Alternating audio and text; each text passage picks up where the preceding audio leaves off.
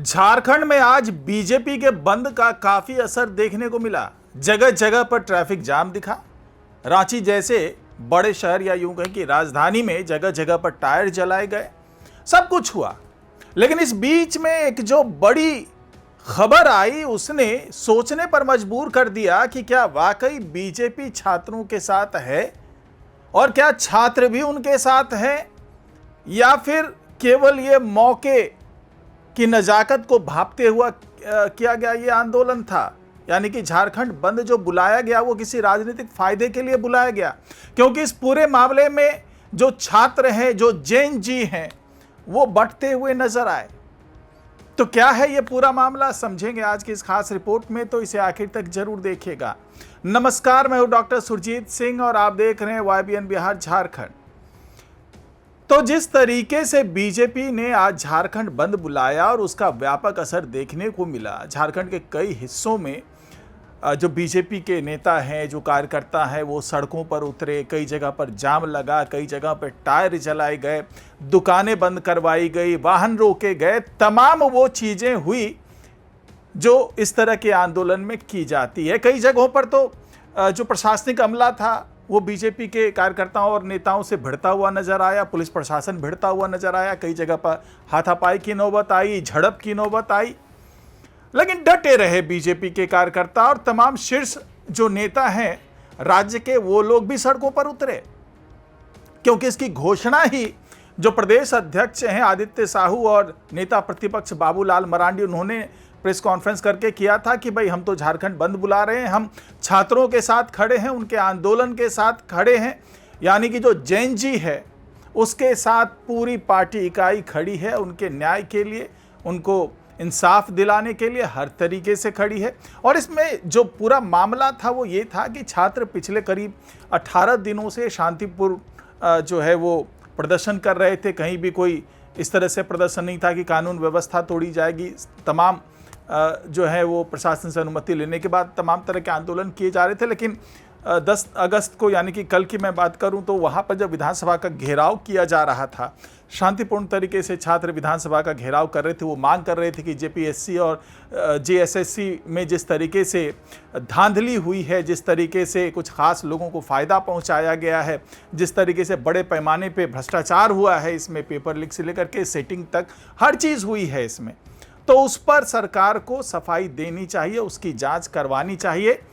और शिबू सोरेन के जो पुत्र हैं हेमंत सोरेन, वो भी अपने पिता की तरह जमीन से जुड़े हुए नेता होने का दावा करते रहे हैं। लेकिन इस मामले में वो थोड़े असहज नजर आए।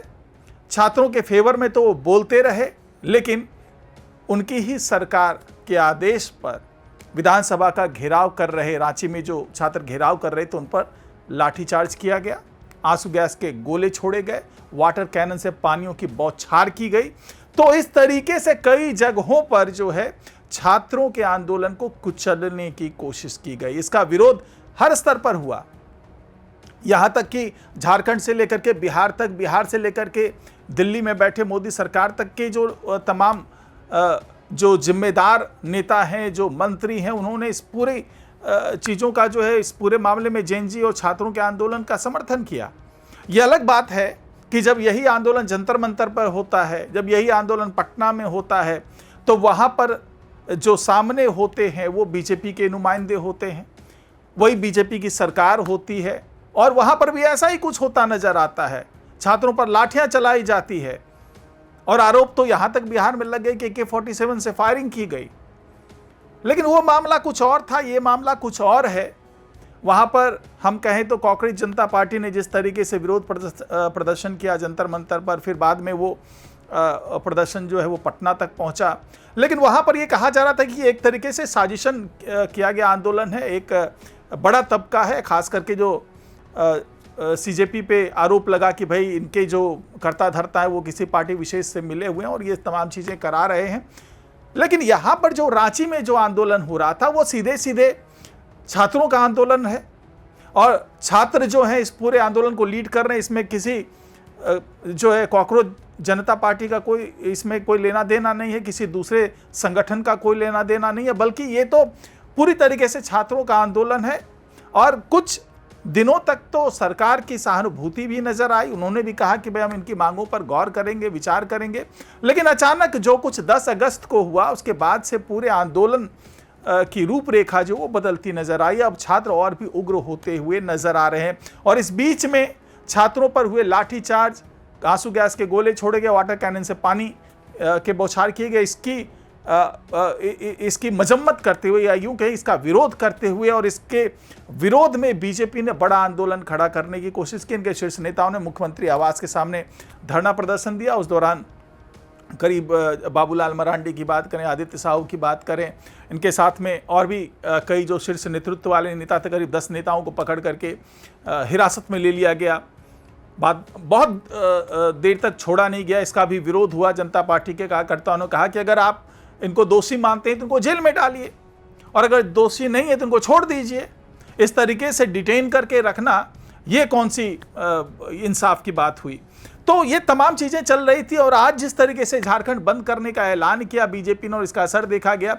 इस बीच में छात्रों के संगठन ने, एक बड़ा तबका था जिसने इस चीज़ की सराहना भी की कि हाँ ठीक है, बीजेपी हमारे हक की बात कर रहा है, हमारे हक की आवाज़ उठा रहा है। लेकिन एक और दूसरा तबका ये था जिसने साफ तौर से कह दिया कि हमें किसी भी पार्टी से कोई लेना देना नहीं, हमें किसी राजनीति से कोई लेना देना नहीं है। बीजेपी अगर कोई आंदोलन कर रही है तो उससे हमारा कोई लेना देना नहीं है, वो अपने आंदोलन कर, अपनी राजनीतिक रोटियां सेके, लेकिन हम लोग अपने आंदोलन पे अडिग हैं और अपने हिसाब से करेंगे, हमें किसी राजनीतिक पार्टी का साथ नहीं चाहिए। और ये पूरी तरीके से छात्रों का आंदोलन है और छात्रों का आंदोलन ही रहने दिया जाए। यानी कि बीजेपी जो प्रयास कर रही थी कि जेएनजी से जुड़ा जाए, छात्रों के साथ जुड़ा जाए, उसकी इस कोशिश को उन्हीं छात्रों ने, उसी जेएनजी के बच्चों ने जो है वो नकार दिया है और अब वो खुल करके सड़क पर उतर आए हैं।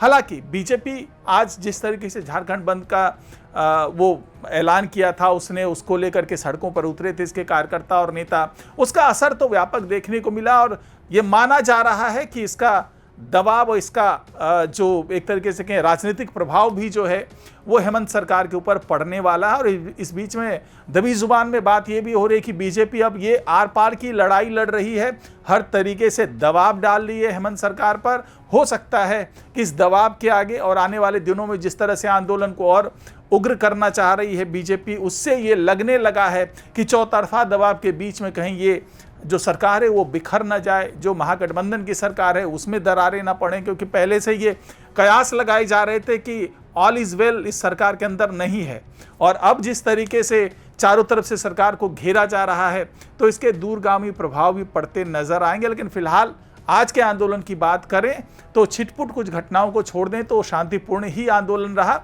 और पूरी तरीके से जो बीजेपी है वो इसे सफल आंदोलन बता रही है। लेकिन सरकार का ये पक्ष है कि पूरे आंदोलन की हवा निकाल दी गई थी और आंदोलन में कुछ खास प्रभाव देखने को नहीं मिला। ये अपने अपने राजनीतिक दावे हैं, लेकिन इन दावों के बीच में छात्रों का प्रदर्शन, छात्रों का गुस्सा अभी बरकरार है और अपने आंदोलन को और उग्र करने की चेतावनी अब ये छात्र लोग जो हैं वो देते हुए नजर आ रहे हैं। तो फिलहाल आज की रिपोर्ट में इतना ही। नमस्कार।